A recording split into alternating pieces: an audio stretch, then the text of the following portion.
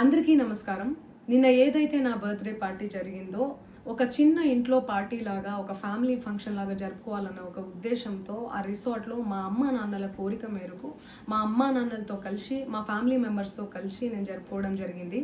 అక్కడ మా అమ్మా నాన్న ఫ్రెండ్స్, మా ఫ్యామిలీ ఫ్రెండ్స్, మా టీమ్ మెంబర్స్ మాత్రమే ఉండడం జరిగింది. అండ్ అట్లనే లిక్కర్ ఉండడం జరిగింది, సౌండ్ సిస్టమ్ ఉండడం జరిగింది.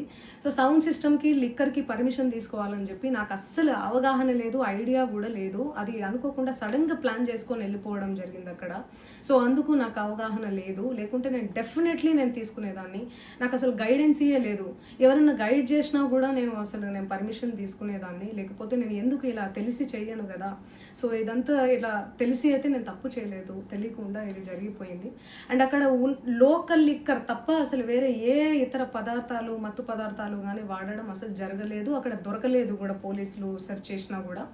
అండ్ అక్కడ ఎవరికైతే పాజిటివ్ వచ్చింది అని చెప్పి పోలీసులు చెప్తున్నారో ఆయన ఎక్కడో ఒక చోట తీసుకున్నాడు, ఎప్పుడో తీసుకున్నాడు అని చెప్పి తేలిందని చెప్పి పోలీసులే చెప్పారు. అండ్ అది ఇన్వెస్టిగేషన్ కూడా జరుగుతుంది. మేము కూడా పోలీసులకు కోఆపరేట్ చేస్తున్నాము.